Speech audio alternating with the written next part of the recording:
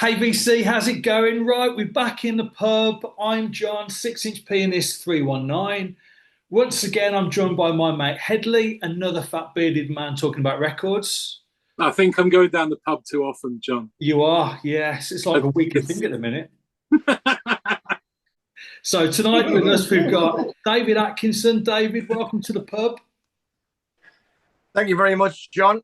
Glad to be here. Good. And GavAxemanSpins. Gav, welcome to the pub. Thank you, John. Thank you for the invite. Delighted to be here. Yeah. Anytime. Right. So we're in the pub. So what's everybody drinking? So, Headley, what you got there, mate? I've got a bottle of Saltaire Blonde. Saltaire is where my granddad was born. It's in Bradford. Oh, very nice. There you go. And what about yourself, Dave? Well, back in the day, for about 30 or 40 years, I had a fairly conventional career where I was going to offices and doing administration tasks and so on. But I've been retired now for about 2 years, and they've actually named a beer after me. Hey? Amazing. Wow. Yeah. Hey? There it is, mate. The perfect beer for a Saturday afternoon session. Oh, not lovely. too much, but strong. Is it? Delicious. Yeah. What percentage is that? Is it strong? Is It's it? strong. I think it's about 6% or something. Oh, yeah, it's too strong for me, that is. No, 5.6. I think it might have been a bit stronger back in the day when we used to have those Saturday afternoon sessions. Yeah. Long gone, I'm afraid to say. Well, with the weather as it is here at the moment, we should be in the pub beer garden, shouldn't we? This and that as it is, So Gav, what are you drinking, mate? Well, given the momentous events that are taking place this week, there can be only one lager to beat Dave. Wonderwall. Limited edition Oasis lager. There you go. From Aldi. Look at that. Oh, you're going to get all Liam and get a bit... Yeah. Bit leery, aren't you? It's going to get a bit leery because I think UK pubs and American pubs are slightly different. I've noticed the Americans call them bars and go to pick up women, whereas we just go to drink lager. So that's but and I've even got it in my Iron Maiden glass. Look at that. There you go. Oh, look at that. Excellent. That's a proper rock and roll beverage, that is. I say the only instance we've had of anybody trying to pick up women when it's been UK VCs has been Rob Walker. He tends to. Really? Yeah, he hangs around by the jukebox just to try and pick up women. That's what he does, So, all right then. So the deal is we've all got a quid, and for your quid, you get 2 plays on the jukebox, right? So who should I go? So Dave. Actually, I've got to say, first of all, I'm a bit nervous about tonight because Headley has recently been seen buying Flemish loop music, and Dave has got a bit of previous when it comes to buying prog records. So I am a little bit nervous about tonight. So go on in, Dave. So what have you got for us? Okay, my first record of 2 is going to disappoint you all. But I think it's the second greatest single from the late 70s, and it's 1979's Something That I Said by the Ruts. Oh, yeah. Oh. Now, the Ruts. I remember seeing the Ruts live in 79 when they released the album The Crack. Yeah. And this is about the 3rd or 4th track on the first side. And I've got a handful of gigs and a handful of bands that I still remember as being the most exciting concert experiences I've ever experienced. And honestly, the Ruts were amazing. And the singer, Malcolm Owen, charisma to burn. He's a deep voice, controlled aggression, but such a great front man. Sadly, heroin took him too young. Yep. And the band kind of didn't quite implode, but they carried on as Ruts DC, and they're still performing today. Right. Not with the real gusto of Malcolm, because they'll never replace Malcolm, but what an utterly fantastic band. I love it. I think they did punk reggae better than anybody. Right. Anybody. Right. And the B-side is called Give Youth a Chance. And it's like a dub. It's fantastic. And the album itself, if you ever get to the album, maybe some of you guys have got it, but if you ever get to the album, there's a 7-minute track called Jawo, which is the best reggae punk song ever. So Police and Thieves. You're putting them up against the Clash then, are you? Yeah. Complete. I love the Clash. I saw the Clash several times, but these guys, better musicians. Right. Okay. And the rhythm section, the drummer played drums for Asa Cameron later on. So Dave Ruffy was a good drummer, and Seg's the bass player. Those two working together, fantastic, really brilliant. Oh, fantastic! So with the Ruts, their big tune for me is Babylon's Burning. Yeah, I mean that's one of my favourite songs of the '70s. That's just a great tune. Awesome. Yeah. I haven't got it though, John. I haven't got it. I haven't got Babylon's Burning except on the album. That's a great choice, and that'll go down well. That'll go down well in a pub. That would. Oh yeah, I mean, all the song lyrics are all about kind of. I mean, when you go back to your youth and you went out with your mates, there was somebody in the group, at least in my group, was a bit edgy. Yeah. A bit aggressive occasionally, you calm down sort of thing. And the lyrics are all about just, you can take your bullying behavior too far, mate. Right. You were that one in your group, weren't you, John? Yeah. Oh, yeah. You were the Larry, angry one. Okay, now you're on your own. You're self-righteous and grown. So get off your pedestal before you ain't got no friends no more. Something that I said was something that I said. Something in my head.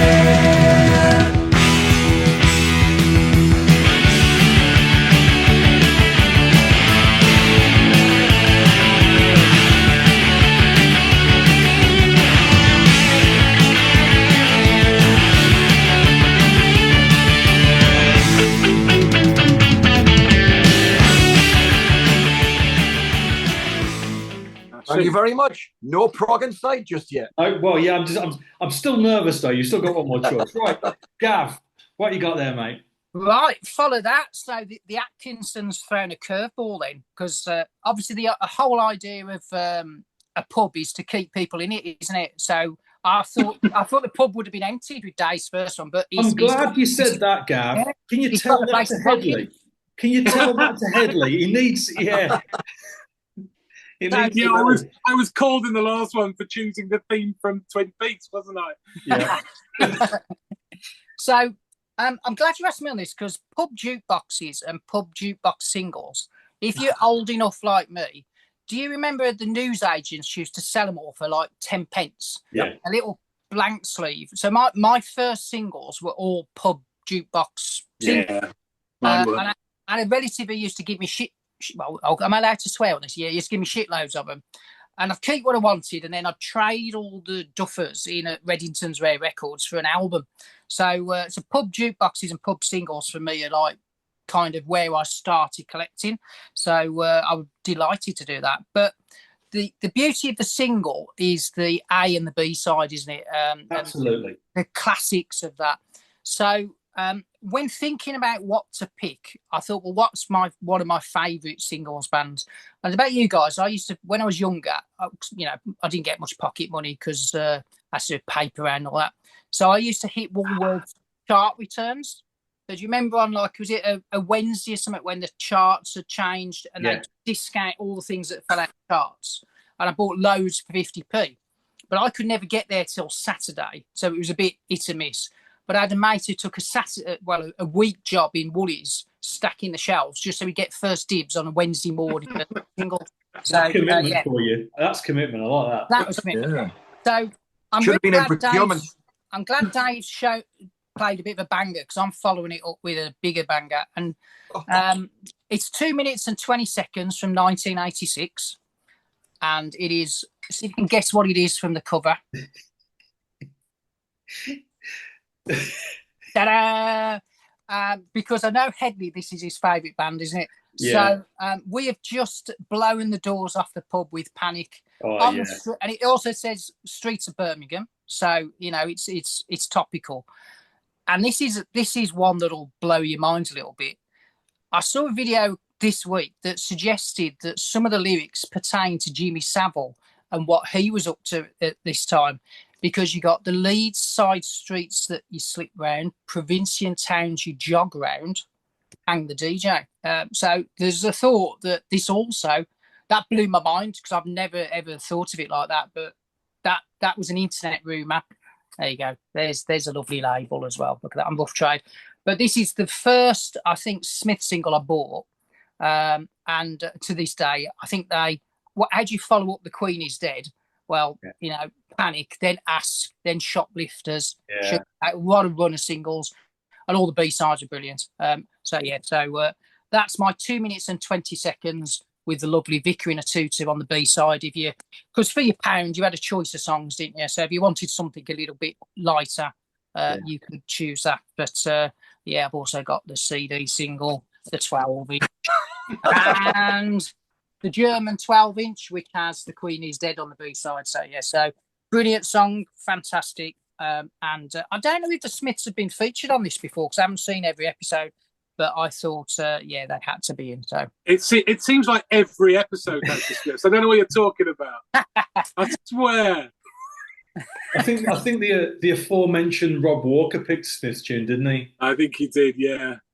Is that when you knocked him out, Headley? No, that was back when I found it. I was quite scared of Rob Walker back in that time, and so I didn't dare say anything. Headley, are you not a fan?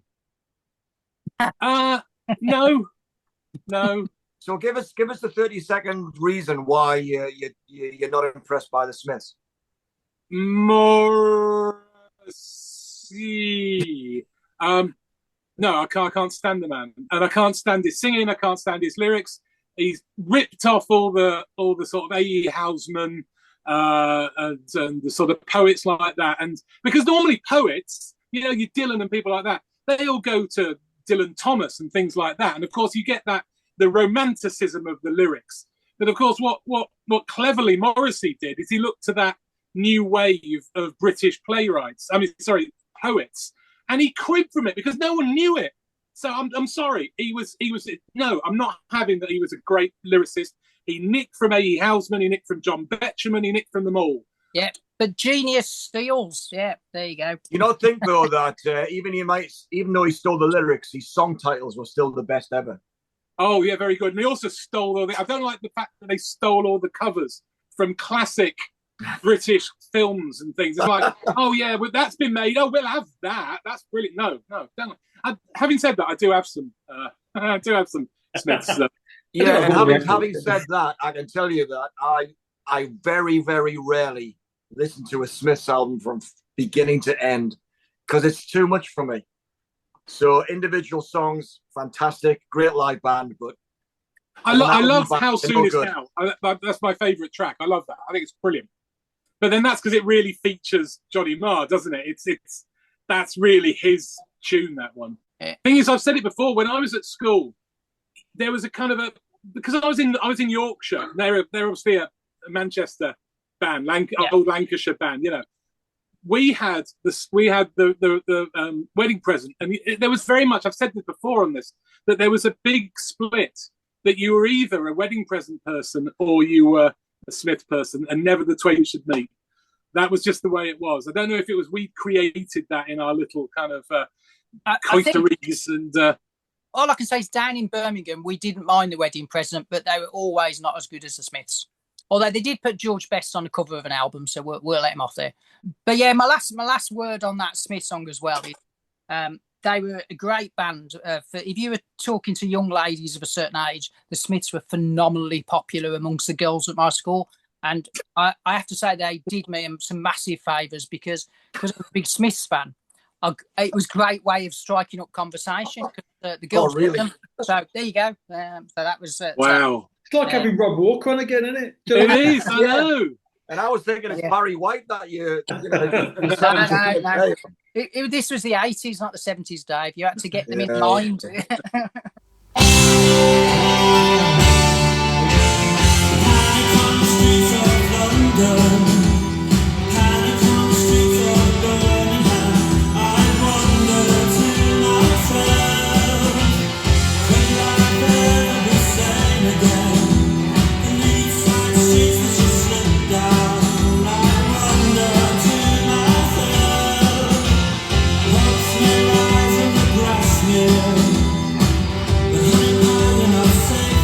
So you run down to the center of the town, up the planet on the streets of Carlisle, Dublin, Dundee, Humberside. I wonder to myself.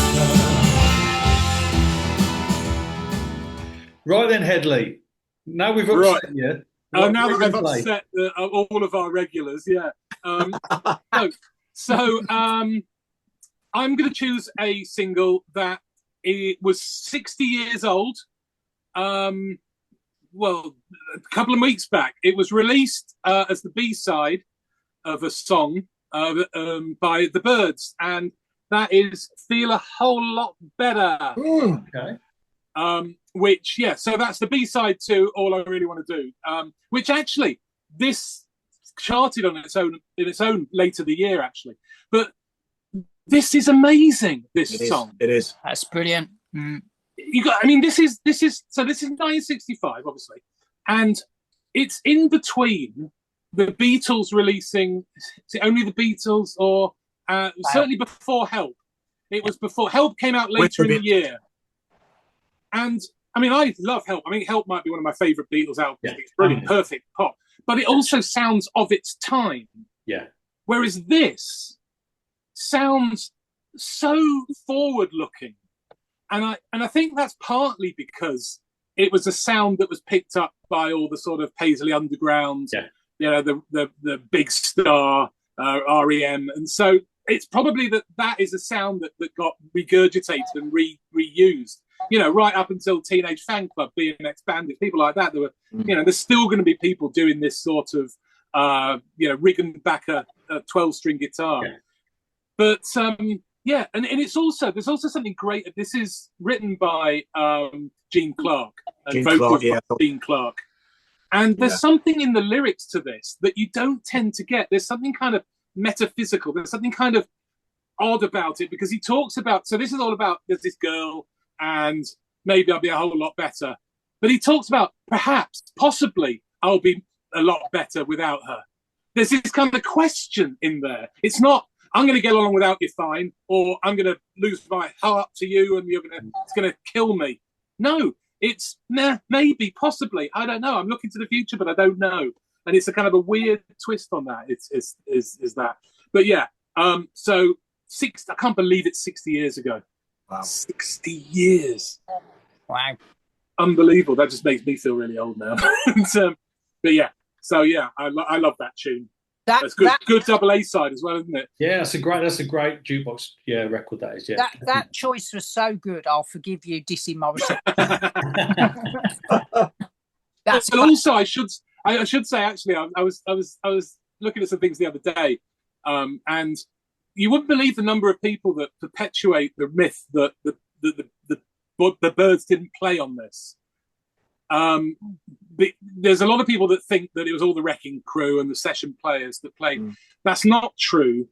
They did that on Mr. Tambourine Man, and then after they recorded that, the band basically said, "Look, you've got to let us play on it." And they did a kind of an impromptu, play for the execs and Terry Melcher, and they basically proved that they were up for it and they were allowed to. That's not to say that there weren't necessarily other people coming in, but basically they are playing this. So that's great. So I just wanted to put that right. If people out there are perpetuating that rumour.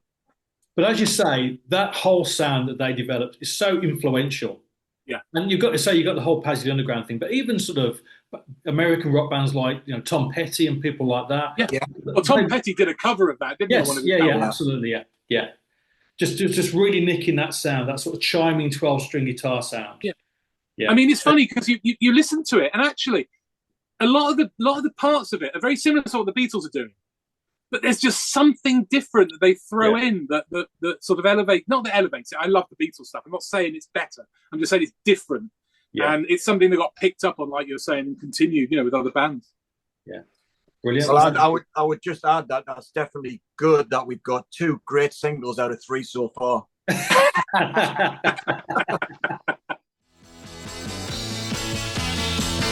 Baby, for a long time, you had me believe that your love was all mine, and that's the way it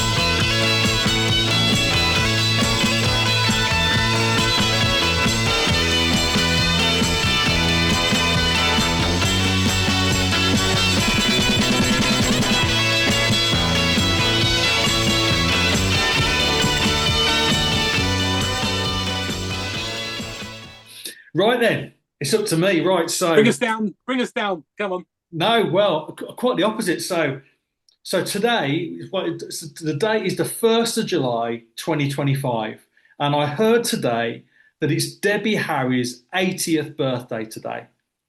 80th birthday. I mean, how does that happen? You know what I mean? So I'm going with Atomic by Blondie. Awesome, awesome. So this is a number one single, 1980. And what Gav was saying about the Smiths and that great run of singles that they had, Headley. Just think about Blondie, and they made some great albums. Powerline Lines, for example, is a fantastic record, and that iconic sleeve, the black and white sleeve, it really is. But for me, they're more of a singles band, and within that sort of 2 or 3 year single, 2 or 3 year period, that run of singles that they had was just incredible. And this is definitely one of the best. And Debbie Harry, of course. I mean, I'm pretty sure that half of the VC would have had a poster of her on their bedroom wall at some point. She appealed to both, boys and girls, men and women. So just that rare type of pop star, really. But fantastic. I couldn't believe that she's 80 years old. And this song as well, it's one of those songs that doesn't date. It sounds good. It's never sounded old. Do you know what I mean? So it always sounds contemporary. So in the 90s, Sleeper did a version, so it was all part of that Britpop sound as well. It was on the Train Spotting soundtrack, if you remember, which was a big deal at the time. And I think even now this sounds great alongside any record that's put out today. So there you go. And if we're going to have an 80s night in the pub, for example, I think this would be a great tune to play in the jukebox. So Headley, you could come in your Frankie Says Relax t-shirt, and Gav could do his Flock of Seagulls haircut. But when you say an 80s night, do you mean set, people who are 80? You play music by people who are 80. Yeah, that's what we should do, yeah. Only 80-year-olds, yeah. But this is a great double-sider as well. The B-side is Die Young, Stay Pretty, which is also on Beat to the Beat. So a great double-sider. Yeah. Good tune. There's something about that guitar at the beginning that is reminiscent of Feel a Whole Lot Better, even though it's not a Rickenbacker. It's got that fantastic guitar that dominates the song. Yeah, definitely, yeah. No, it's great. Yeah. So and I say just the songs they kept every single that came out. It felt like they were moving their sound forward as well. They kept progressing. Yeah. So not long after this, you've got the likes of Rapture with the rap on it and stuff like that, and massive hits as well. Brilliant. Yeah, love it. Shall I tell you a Blondie Debbie Harry story that'll fill your hearts? So back in does any of you remember the film Videodrome? Yes. I don't. So back in the 80s, when you had to go down to Blockbuster and choose a video for Saturday night, me and my mate, with a bit of persuasion from a good self, I persuaded him that we should rent Videodrome on the basis that Debbie Harry goes topless in it. So we rented this film, which I know it gets better. So we rented this film purely on the basis we might see Debbie Harry's breasts. Unfortunately, what I didn't realise is we got the cut version where they were removed from the thing. So my poor old mate never forgave me that I made him sit through this crap film on the promise of some bosom which never appeared. It's just unfortunate that Rob Walker got to the video shop before you and got the unedited version. That's what happened, So there you go. He's a bit of a player as our Gav, isn't he? Yeah. Have you noticed there's no women actually involved in any of this?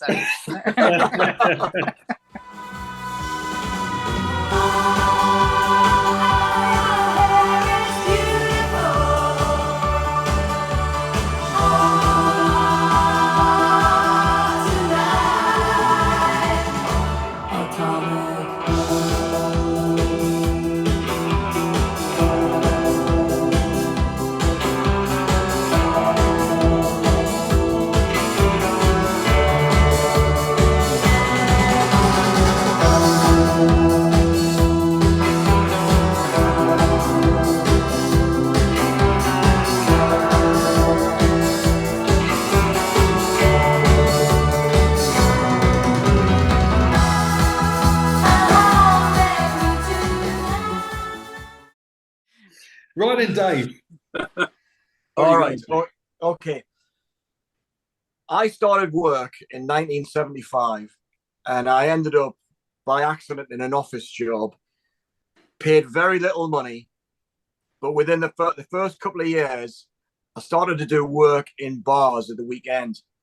And I used to work at this bar in Newcastle called Pumphrey's Number One, and it was one of these. I mean, I was the uncoolest kid ever, and I've retained that ever, up to the present day. But I can tell you that back in the day, this pub was the coolest pub in Newcastle. Every single night from 9 o'clock to 11, it was like a rammed nightclub. And we didn't have a jukebox. We had a tape machine, and I did the music. So I used to make these tapes of all these, like, Frankie Goes to Hollywood type stuff. Although they would have come later, but it was kind of the big production stuff. And I would turn that up to 11 every night. The whole place would be absolutely rocking. And it's no secret that I was a prog fan back in the early 70s. Genesis, of course, but other bands like Tangerine Dream really caught my attention as well. And at the beginning, it had like this very dreamy, like soundscapey stuff. And then they brought in the sequences with that pulsating beat. And then in 1977, we had the marriage of prog and dance. And it's this single.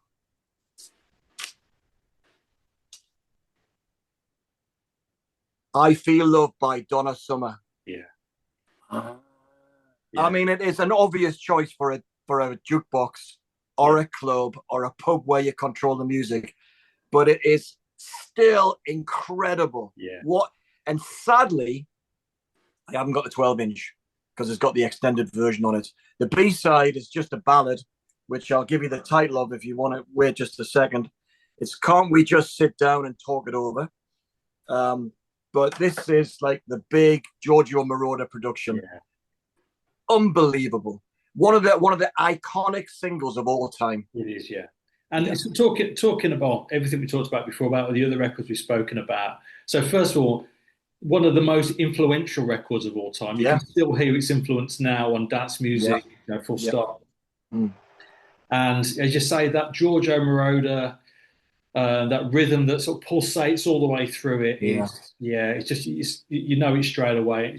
The 12-inch version, the Patrick Cowley 16 minutes of I Feel Love is absolutely perfect. You've got that, right? Yeah, of course I've got it, Dave. Of course I've got it. But it's, that's one of my favourite records. Absolutely one of my favourite records. And her vocal as well. I mean, we talk about Giorgio Moroder. Her vocal's perfect on that. It really is. Oh, I absolutely love her. I mean, well, she's gone now, of course, but you know, that Once Upon a Time album, this one comes from I Remember Yesterday.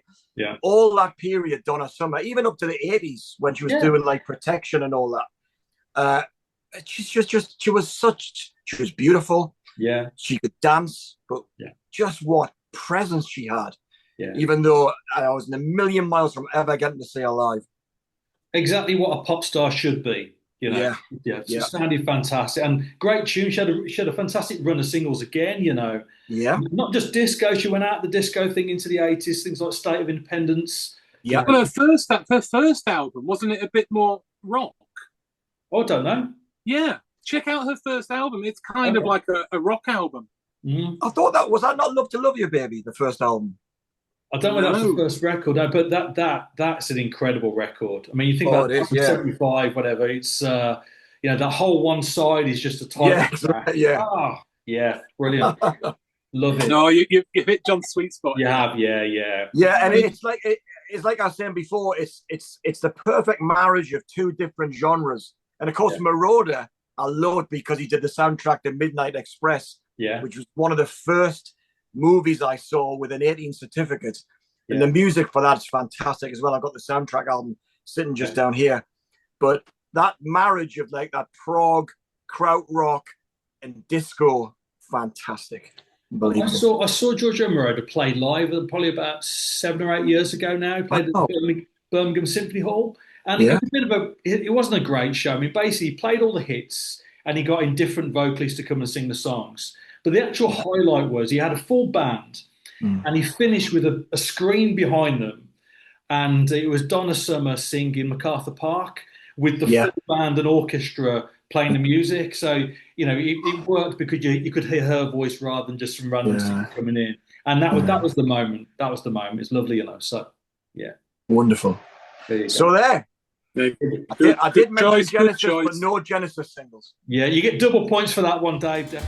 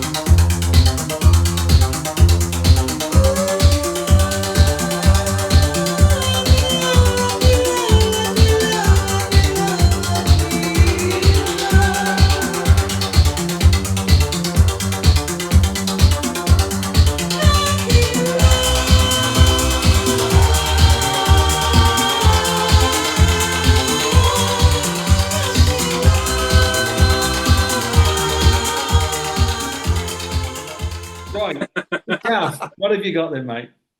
Right, Keith, follow that. There's been some good stuff tonight. I think that's so. I'm going to pull us out of the 70s up to the 90s. So, the evolution of the jukebox, we went from a 7-inch single on vinyl to CD. So, does everyone remember in the 90s when the pubs all suddenly stacked CD boxes? So, I'm going into the CD era now.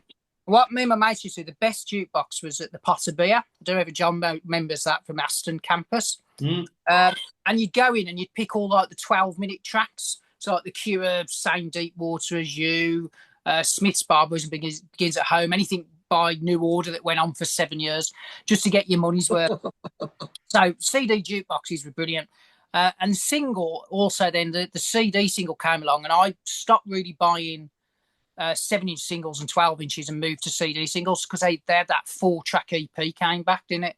So all the Britpop bands, the singles are phenomenal. Suede, Blur, Pulp. And of course, as it's 30 years ago since I was at the Sheffield Arena, and number one in the charts was the mighty Oasis, which some might say, I'm picking the greatest B-side of the 90s, Oasis and Acquiesce, because this song, and I hope to God they start the shows this week, this is without a doubt one of the best B-sides of all time and an absolute banger of a track. And it sounds wonderful. It's the last recordings with the original lineup. I always felt Oasis, when they lost the first drummers, lost something a little bit because he was such a simple drummer. I think it worked. But this song is without a doubt one of the greatest songs of all time. It should have been a single, really, not a B-side. Didn't even go on an album, did it, until the Master Plan. But I've put that up against any band, young or old, from the 60s to the 90s. What a song, what a band. And I don't know if you know, but I'm going to see him on Friday. Yay! So, how are you? You got tickets, did you? Yes. So, yeah. And I'm hoping this is the opening number because the atmosphere, I'm hoping, is going to replicate this gig at Sheffield Arena, which I've just checked was 12 quid in 1995 to see Oasis. The story of this one, this was the first arena tour they did, and the opening act was supposed to be the Verve, who'd split up once again for various reasons. So they pulled Ocean Colour Scene and Pulp in, and the 3 new songs that debuted that night. Ocean Colour Scene debuted the Riverboat song about 6 months before it came out. Pulp did Common People about 3 or 4 months before it came out, and Oasis did Don't Look Back in Anger for the first time. So what a show that was, and one of my best gigs ever. Fantastic. So yeah, mad for it. It has to be said, didn't it? So yeah. I thought we were banning any mention of Oasis on this on this night out at the pub. Look at that. I've even got the lager. I'm going to go. I've got 5 tickets for the merchandise pop-up shops booked. I'm there. Well, when Oasis suddenly, they were the kind of, they were getting all the write-ups in the Enemy and the Melody Maker, and a friend of mine said, "There's this band, they're the hot new thing. They're playing the Spotted Cow in York. Do you want to go through and see them?" And I went, "Yeah, all right, I'll go through and see them." So we went through to York, about 20 miles away. We turned up at this place and we went, doesn't look like many people here. I thought this was supposed to be a kind of a, the hot new thing. So anyway, we went in, we paid our £3 or whatever it was to go in, and we walked into the function room, and it was a pair of pensioners and a Bontempi organ going, "Hello, we're Oasis." And you know what? I think I enjoyed them more. Oh, brilliant. Yeah, I have to say, I was a big fan of Oasis back in the day. I didn't see them live, but I bought everything, all those singles and albums. But I think the one band, almost the one band, I played so much, I can barely listen to them now. I just they're just burnt out. To be fair, right and then gone. I listen more to the later stuff than the big stuff, just because it's not so overplayed. But the B-sides were phenomenal. I mean, this four-track single, you got Talk Tonight, an old acoustic cracking song, Acquiesce. Is that a 7-inch, by the way? Is that a 7-inch single? It's a CD single, that one. Yeah. Okay. But I've got a promo, 12-inch promo. Yeah. But yeah, what a thing. And then Head Shrinkers on there as well. It's a cracking song. So that was such a good band. And hopefully there will be again. Yeah. Yeah, no, I bought that single when it came out, and you are right. All 4 tracks are fantastic. I saw them at the Earl's Court on that tour that was the biggest indoor show in the UK at that point. And I saw them again at Nebworth. I think you were at Nebworth as well, Gav. Yeah, 96. Yeah. 96. And I don't know if you agree, but the Prodigy stole that day. They were awesome at Nebworth, the Prodigy. They were, yeah. And the Manics were brilliant. It was a great day out, that was, yeah. But very good. They played Glastonbury 95, Oasis, didn't they? And while everyone was going to that, I went and saw Billy Bragg at the acoustic tent. Good lad. Yeah, that's what I did as well. Going to see Billy Bragg. Billy was great back in the day. Yeah. Just him and a guitar. Yeah, brilliant. I think I lost my interest in Billy Bragg when someone had obviously whispered in his ear that he could actually sing. I preferred it when he shouted. Yeah. He had a bit more of attitude then, didn't he? He certainly did. He did, he was brilliant back in the day.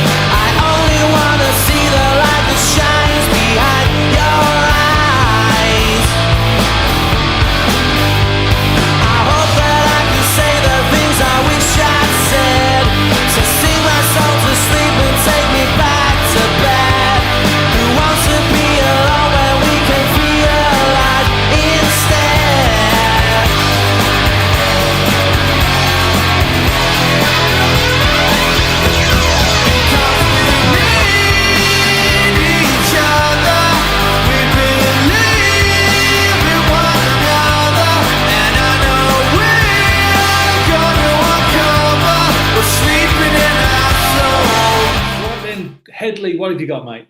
Right, well, this one, seeing as Gav seems to have got his horn on, I think maybe we need to have a bit of a sexy tune at the end of the night, or every time, John. I think we need to sort this out. David mentioned Barry White earlier. We've had Donna Summer. So I'm going to go for a tune which I think influenced Donna Summer, and that's Pillow Talk by Sylvia. Oh, yeah. Which was in 1973. And this has the sort of orgasmic sighing, a year and a half or so before Donna Summer got her horn on. But of course, I suppose Jane Birkin got there first. Yeah. Well, that sounded rude. So, yeah. So I found this I picked this up at the Leeds Fair, actually. I think I showed it to you, John, at the time. Great tune. And I knew nothing about Sylvia Robinson at the time, but I'd actually just bought the album, Pillow Talk. Yeah. Cracking cover, isn't it? And it's one of those things. I bought it cheap online, and I knew nothing about it. And then you do the research, and you find out Not only was she from Mickey and Sylvia, Mickey and Sylvia that had the trick, Love is Strange in the late 50s. Love, ooh, love is strange. I mean, and that I know. Berry song. Well, the version I know of that, Love is Strange, is the Everly Brothers, yeah. I know the Wings version. It's on the Wildlife, yeah. There you go. But yeah, so that was in the 50s. So then she starts doing this. This is in the 70s. And then this is actually her own label. So this is on the Vibration label. Right. It's her own label that she released stuff on. And then, of course, she goes on to co-found Sugar Hill Records. Yeah. Yeah. Oh, wow. Yeah. And, she supposedly, depending on who you listen to, she produced Rapper's Delight and The Message. But I mean, depending on who you listen to, she co-wrote. But it might just be that thing of, she was in the room and told them to twiddle the knobs or something, But but incredible. I mean, it's amazing actually how short-lived Sugar Hill Records was. It was 79 to 85. And it got taken over by all Def Jam and all these other rap labels that were taking over just at the time. But yeah, Pillow Talk is a great, sexy tune. And I think maybe Gav can sidle up to some lady at the bar while that's playing.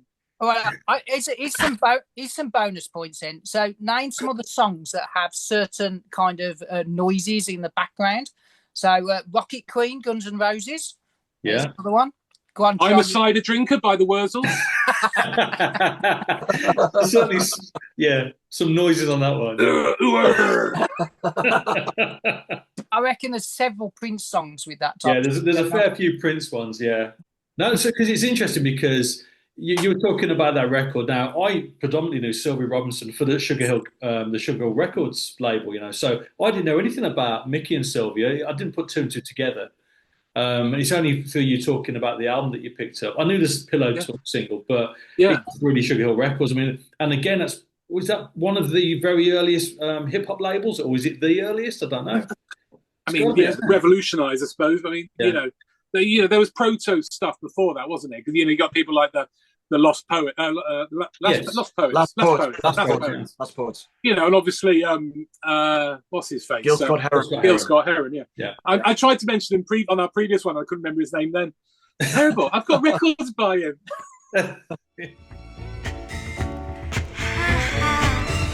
What your friends all say is fine, but it can't compete with this pillow talk of mine. Ooh, baby. Ooh, baby. La la la, la la la. Would you, would you, baby? La la la, la la la.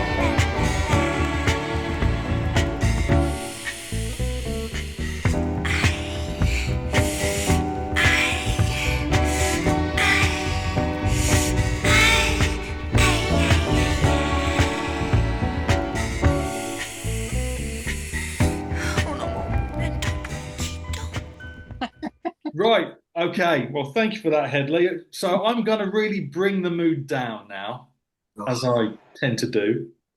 So again, 1980. I said before, 1980 is the best year for the UK singles chart. It had everything. It had pop music, disco, back in the disco. You had reggae, you had heavy metal. You had the start of hip hop. Everything was there. Novelty records. And it's a great year for the UK singles chart. So I'm going with Enola Gay by OM. Oh, yeah. And of course, there's a direct link there, of course, because we've got Atomic by Blondie, also 1980. And we've got Enola Gay. And of course, Enola Gay's about the first atomic bomb being dropped on Hiroshima, killing thousands of people. So when it comes to pop music, it's a real fucking downer, but it's still a banger. It is a banging that'll tune. go down Certainly really is. Certainly is. But the interesting thing about this, and it's something I never really noticed before, is that all of the lyrics are in the chorus. Sorry, are in the verse.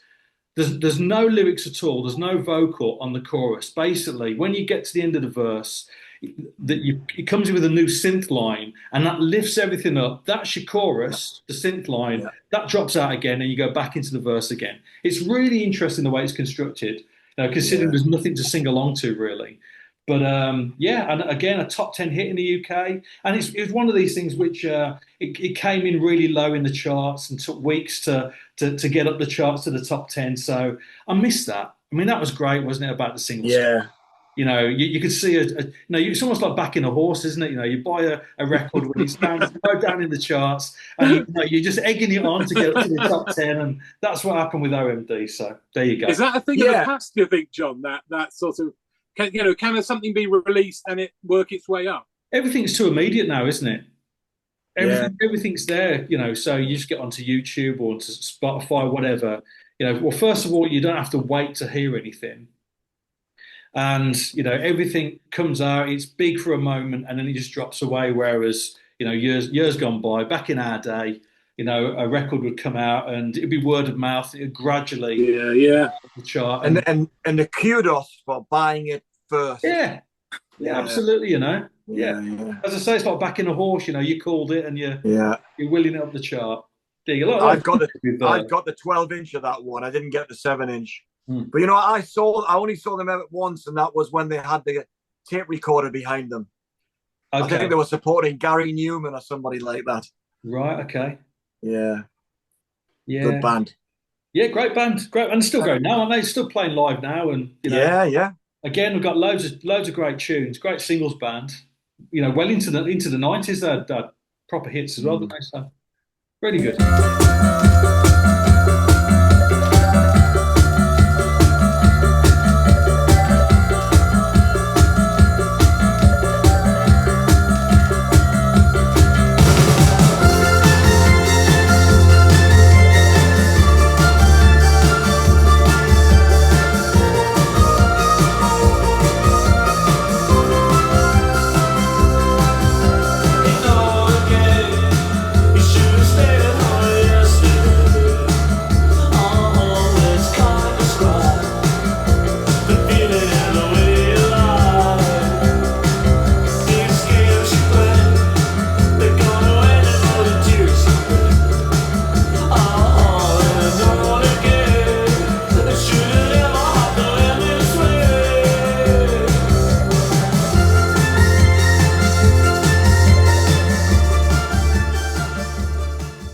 Well, there you go. There you are. That's the banging night out at the pub. Yeah. Good choices all around tonight as well. Yeah. This all that's needed is a taxi and a kebab. Yeah. Taxi, kebab. No, Gav, we're going to Mr. Egg now, mate. That's where we go. Hey, Mr. Egg. Yeah. Mr. Egg, yeah. Mr. Right. Right then, mate. Oh, got very brummy. It suddenly got really brummy. Getting all brummy now, yeah. We're going to Snobs, and then we're going to Mr. Egg when we come out of there, right? We're going to dance to the Smiths, just quickly, and then it's going to get a bit raucous because Oasis are coming on. Yeah. And then we'll have some of that dirty songs that with lots of moans. So where are you seeing Oasis, Gav? Where are you seeing them? Cardiff on Friday opening night. Opening night, yeah. So so I'm going up Thursday night. I'm going to do Thursday, Friday there, and then come back Saturday. So can't wait. Think it's going to be a good one. Yeah. So has anything been leaked about the set list? There's people on YouTube, these annoying YouTubers, putting sound check stuff up, so they're standing outside the stadium. But I think we could probably guess the set list, couldn't we? Really, I don't think there'll be many surprises. It'll just be all the greatest hits, I would imagine, and I think they'll focus on those first couple of albums. Yeah. But I'm just hoping the openers acquiesce, because you get Liam does the verses, Noel does the chorus, and I think it'll go. Yeah. That's my hope. Do you know? I mean, I don't want to be like negative about it, but I'll try. but I was thinking about this tour, and I'm thinking, are we actually, or people who are going, are they actually going to hear Liam or Noel sing? Because it's going to be like a football crowd, isn't it? Yeah. All the lyrics, the songs are so familiar. The crowd are just going to be singing all the words. to be honest with you, Dave, having been unfortunate enough to cop a bit of Glastonbury on Saturday night, I don't think anyone gives a shit about anyone singing anymore. Did you see all the people just miming at Glastonbury? I mean, they don't even attempt to sing. I didn't watch a minute I of watched somebody called Charlie something over, Charlie Chaplin. It was awful. Charlie Chaplin. And all she did was just stick a butt in the camera and then jump about. And there was no. And you didn't have a problem with that, Gav. That sounds like your thing. It was crap. 5 minutes and I was done. But yeah, it was rubbish. Absolute rubbish. So yeah, I think you're right. I think the crowd will carry it. But Liam's in fine voice. He's looked after himself a bit lately, you know. You said the ticket for Sheffield was 12 quid, I think you said. £12. How much are the tickets kind of on average this time around? Off the top of my head, it was less than 100. Wow. Yeah, it was less than 100. I only paid £3 to see Oasis for them. Of course, yeah. It would be funny, Gav. It would be funny, Gav, if when you got to Cardiff, it was the same couple with the Von Tempe. Yeah. The wrong one booked for the massive stadium. First time I saw them, they were supporting Saint Etienne somewhere in Birmingham. And you know that thing where you don't bother going to see the support bands? Well, we were quite notorious for that. So we literally caught the last minutes of Oasis, and everyone was going, "Oh, they were brilliant, they were good," and we totally nonplussed. And of course, 6 months later, we're like, yeah, but yeah, I think we've all got tales like that. Never diss the support act. Yeah. Right, good stuff. Well, there you go, a cracking night in the pub, lads. Cheers. I'm all empty. Look at that. I've got no beer left. Oh, perfect. Look at that. That's a good sign. Time to go home. Yeah. Right. See you next time. Cheers. See you next week, guys. Ta-ra.